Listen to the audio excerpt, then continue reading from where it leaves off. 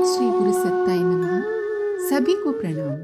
पिछले ऑडियो में आपने सुना कि परम पूज्य गुरुदेव से मिलने पक्ष और विपक्ष के राजनीतिज्ञ अक्सर आया करते थे।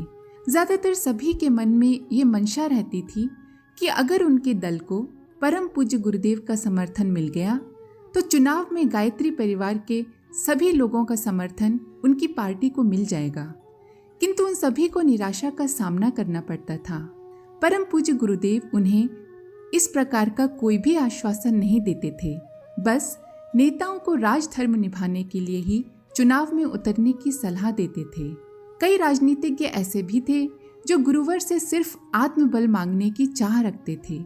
इनमें से एक उन दिनों के मध्य प्रदेश के मुख्यमंत्री श्री श्यामा चरण शुक्ल जी थे। वे एक बार शांति कुंज में शिविरार्थियों को परम पूज्य गुरुदेव से हुई अपनी पहली मुलाकात जो रायपुर में हुई थी, वे बता रहे थे कि कैसे वो पहली बार पूज्यवर से मिलने डाक बंगले गए जहां गुरुदेव ठहरे हुए थे। वे अपने मित्रों के साथ गए थे। आइए अब इसी क्रम को आगे बढ़ाते हैं। जब वे गुरुदेव से मिले तो उनका जोर दूसरे दल के कार्यकर्ताओं की खामियों और चालाकियों की शिकायत पर ही ज्यादा था। वे ये भी कह रहे थे कि इन लोगों को गायत्री परिवार से दूर ही रखें तो बेहतर होगा। उन्हें दूर रखने पर ज्यादा लोग मिशन से जुड़ेंगे। गुरुदेव के समाधान या उत्तर को अद्भुत कहते हुए मध्य प्रदेश के तत्कालीन मुख्यमंत्री ने बताया कि गुरुदेव उस वक्त बोले थे, गायत्री परिवार का काम समाज का काम है। इसमें प्रत्येक व्यक्ति को भाग लेने और सहयोग देने का अधिकार है। किसी परिजन को अपने संगी साथी में कोई कमी दिखाई देती है तो उनका तिरस्कार करना उपाय नहीं है। उपाय ये है कि अपनी सदाशयता से उन्हें जीतें और निष्ठा तथा कर्म की ऐसी बड़ी लकीर खींचें कि उनके दोष अपने आप छोटे हो जाएं। परम पूज्य गुरुदेव के पास आते जाते रहे विभिन्न राजनीतिक दलों के नेताओं और कार्यकर्ताओं की समझ साफ थी। वे जानते थे कि उनकी दलगत राजनीति में यहाँ से कुछ भी हासिल होने वाला नहीं है। जो भी मिलेगा वो सिर्फ आंतरिक दृष्टि से समृद्ध करेगा। कुछ नए लोग भी थे जो गायत्री परिवार के जनाधार में अपने लिए समर्थन जुटाने की आकांक्षा रखते थे। जनवरी 1977 में लोकसभा भंग होने के बाद नए चुनाव की तैयारियां शुरू होने लगी तो इस तरह की इच्छा अपेक्षा से भी लोग आने लगे। गुरुदेव का स्नेह आशीष उन्हें भी उपलब्ध था और वे उनके उज्जवल भविष्य की कामना करते हुए प्रस्तुत किए गए चित्रों पर हस्ताक्षर कर देते थे। इस तरह का लिखित और छायांकित आशीर्वाद लेते समय उन परिजनों के मन में ये योजना भी रही थी कि इसका लाभ मिलेगा। चुनाव के समय इस तस्वीर का उपयोग गायत्री परिवार के कार्यकर्ताओं और सदस्यों का समर्थन जुटाने में करेंगे। उन्हें बताएंगे कि गुरुदेव ने आशीर्वाद दिया है और अब परिजनों को चाहिए कि वे भी समर्थन दें। ये तरीका चतुराई से ज्यादा चालाकी से भरा था, लेकिन ऐसे कार्यकर्ताओं को प्रायः निराश ही होना पड़ा क्योंकि गुरुदेव सबके लिए उज्जवल भविष्य की कामना करते हुए आशीष दे रहे थे। इस क्रम में कुछ नौसिखिए राजनीतिक कार्यकर्ताओं को रोचक अनुभव भी हुए। बिहार में बेगूसराय से आए कांग्रेस कार्यकर्ताओं ने मान लिया कि गुरुदेव के साथ बनवाए फोटो और आशीर्वाद से पार्टी के क्षेत्रीय नेतृत्व को प्रभावित कर लेंगे। रंगनाथ पांडे नामक एक कार्यकर्ता जब इस आधार पर अपना दावा जताने कांग्रेस कार्यालय गए तो पता चला कि 4 अन्य कार्यकर्ताओं ने भी क्षेत्र में अपना प्रभाव सिद्ध करने के लिए गुरुदेव का चित्र प्रस्तुत किया हुआ है। निराश होने के साथ उन कार्यकर्ताओं को लज्जा का अनुभव भी हुआ। गुरुदेव के नाम आशीर्वाद को उपयोग करने की बात यहीं तक सीमित नहीं थी। उच्च स्तर पर भी उनका समर्थन हासिल करने की कोशिश हुई थी। आपातकाल समाप्त हुआ तो एक केंद्रीय मंत्री ने शांति कुंज जाकर संपर्क किया था। उनका कहना था कि प्रधानमंत्री श्रीमती इंदिरा गांधी शांति कुंज आना चाहती हैं। वे गुरुदेव का आशीर्वाद और समर्थन चाहती हैं। यहाँ आकर वे सिर्फ गुरुदेव से भेंट करेंगी। किसी तरह का शोर शराबा या समाचार प्रचार नहीं होगा। इस तरह के आगमन से भला परहेज कैसे हो सकता था। सो श्रीमती गांधी के आने का कार्यक्रम लगभग निश्चित हो गया। फरवरी 1977 के अंतिम सप्ताह की एक तिथि तय हुई।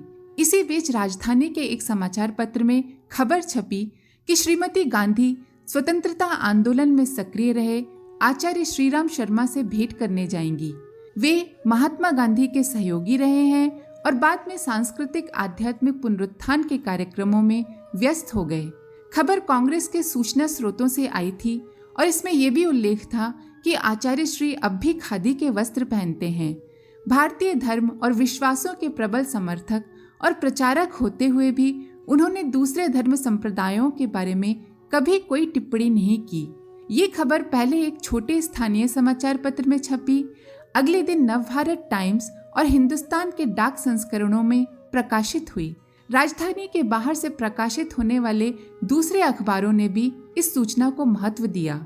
समाचार माध्यमों से आई इस सूचना से संदेश दिया जा रहा था कि गुरुदेव धर्म पुरुष होने से पहले राजनीतिक और वो भी कांग्रेस कार्यकर्ता रहे हैं।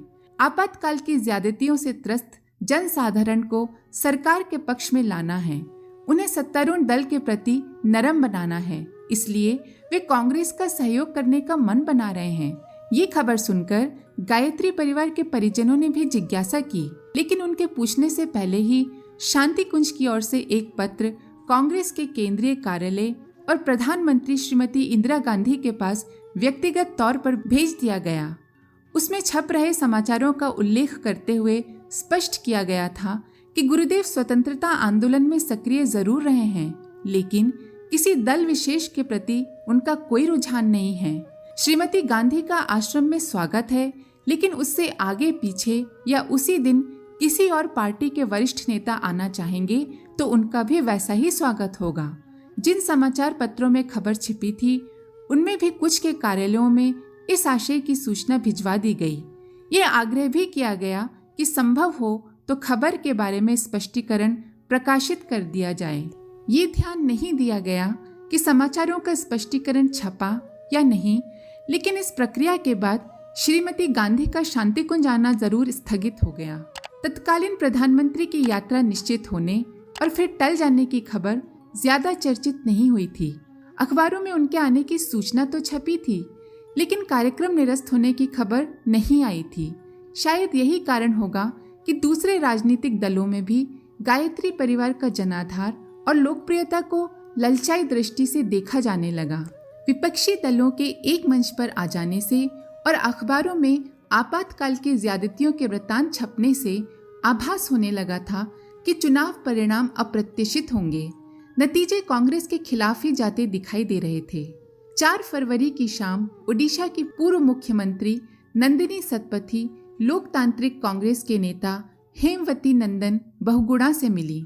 श्रीमती सतपथी ने कहा कि गायत्री परिवार हमारी सांस्कृतिक पृष्ठभूमि के लिए कैनवास का काम कर सकता है, उसका नैतिक समर्थन भी पर्याप्त है।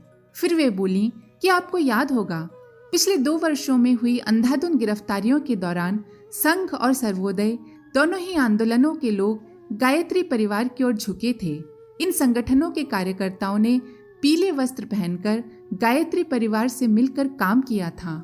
इस पर बहुगुणा जी ने कहा कि आप चाहें तो हम आचार्य श्री के पास चल सकते हैं, पर मैं उन्हें जितना जानता हूँ उसके अनुसार उनसे समर्थन की उम्मीद नहीं की जा सकती। कम से कम वे हमें चुनाव जीतने का आशीर्वाद तो नहीं देंगे, न हमें देंगे और न ही उन लोगों को जो वापस सत्ता में आने के लिए उनके पास जाते रहे हैं और अब भी जा रहे हैं। बहुगुणा जी ने इस बातचीत के दौरान 1974 की एक घटना का जिक्र किया। उन दिनों वे उत्तर प्रदेश में मुख्यमंत्री थे। बद्रीनाथ मंदिर के जीर्णोद्धार की चर्चा चल रही थी। सवाल था कि इस काम को सरकार कराए या किसी सामाजिक संगठन को सौंप दिया जाए। बहुगुणा मंदिर का काम सरकार द्वारा ही कराने के पक्ष में थे। निजी तौर पर श्रद्धालु और ईश्वर विश्वासी होते हुए भी बहुगुणा धार्मिक मामलों में ऐसा कोई कदम उठाने के पक्ष में नहीं थे जिससे समाज के दूसरे वर्गों को कोई आपत्ति हो। प्रसिद्ध उद्योगपति बिरला बंधुओं ने भी बद्रीनाथ मंदिर के जीर्णोद्धार की इच्छा जताई थी। बिरला उद्योग समूह और परिवार ही इस काम की पूरी जिम्मेदारी लेना चाहता था। साधु संतों और धर्म अनुरागियों का एक वर्ग था जो मंदिर को बिरला परिवार के हाथों सौंप देने के खिलाफ था। उनका तर्क था कि इस तरह मंदिर का पारंपरिक स्वरूप बदल जाएगा और वो बद्रीनाथ मंदिर की जगह बिरला मंदिर के नाम से जाना जाने लगेगा। इस द्वंद्व से उबरने के लिए बहू गुणा जी ने मई 1974 में बद्रीनाथ की यात्रा की थी। लौटते हुए वे हरिद्वार में शांति कुंज भी रुके और आचार्य श्री के पास गए। मुलाकात बहुत अंतरंग और आत्मीय थी। बद्रीनाथ मंदिर का प्रसंग चला तो गुरुदेव ने कहा कि आपको थोड़ा बहुत विरोध सहना पड़ेगा, लेकिन मंदिर का पारंपरिक स्वरूप बनाए रख सकें तो सबका भला होगा, आपका भी होगा। आपका भी होगा सुनकर बहू गुणा जी अवाक होकर गुरुदेव की ओर देखने लगे। स्पष्ट करते हुए गुरुदेव ने कहा, आप अभी प्रांत के मुख्यमंत्री हैं, पर जरूरी नहीं कि इस पद पर निरंतर बने रहें। आपको दूसरी बड़ी जिम्मेदारियां निभाने के लिए इस पद से हटना भी पड़ सकता है। कठिन परिस्थितियां भी झेलनी पड़ सकती हैं। इसलिए धर्म भावनाओं का जितना निर्वाह कर सकें उतना ही अच्छा है। इस यात्रा से करीब 3 महीने पहले ही हेमवती नंदन बहुगुणा ने उत्तर प्रदेश विधानसभा के चुनाव जीते थे और ऐसा कुछ भी नहीं लग रहा था कि वे अपना पद खो सकते हैं। खैर बहुगुणा सुनकर और गुरुदेव के कथन के दोनों अर्थ लगाकर वापस आ गए। उनके इस यात्रा के बाद विधानसभा में बद्रीनाथ मंदिर के जीर्णोद्धार पर चर्चा होनी थी। चर्चा में दोनों ही पक्ष सामने थे। एक पक्ष सरकार द्वारा जीर्णोद्धार कराना चाहता था और दूसरा पक्ष बिरला बंधुओं द्वारा मंदिर बनवाने का था। जब चर्चा पूरी होने का समय आया तो हेमवती नंदन बहुगुणा उत्तर देने के लिए उठे। हरिद्वार में गुरुदेव से भेंट का दृश्य उनके मानस में कौंध गया और वे बोले कि बिरला जी की भावनाओं का हम लोग आदर करते हैं, लेकिन हमारी और इस राज्य की, देश की जनता की भी भावनाएं हैं। बिरला जी चाहें तो अरबों रुपए दें और मंदिर बनवाएं, लेकिन ये कतई नहीं होने दिया जाएगा कि मंदिर की किसी दीवार पर उनका नाम लिखा जाए अथवा बद्रीनाथ मंदिर किसी और नाम से पुकारा जाए। बहुगुणा जी जैसे धर्मनिरपेक्ष और उस समय अल्पसंख्यकों की राजनीति को महत्व देने वाले राजनेता का ये रवैया सबके लिए आश्चर्यजनक था। नंदिनी सतपथी से इस प्रसंग की चर्चा करते हुए उन्होंने कहा कि विधानसभा में की गई इस घोषणा ने मुझे अचानक लोगों की नजरों में निष्ठावान धार्मिक बना दिया। लोग कहने लगे मैं धार्मिक स्थलों की शुचिता और स्वायत्तता का प्रबल पक्षधर हूँ। कांग्रेस का एक वर्ग मुझसे नाराज जरूर हुआ कि मैंने उद्योगपति परिवार के मन की नहीं की, लेकिन सहज श्रद्धालु जनों की बधाइयों का तांता लग गया। आज के लिए इतना ही। आप सभी का धन्यवाद। ओम शांति। हमारे YouTube चैनल को सब्सक्राइब करें और बेल आइकन को दबाकर ऑल पर क्लिक करें ताकि नोटिफिकेशंस आपको मिलती रहें।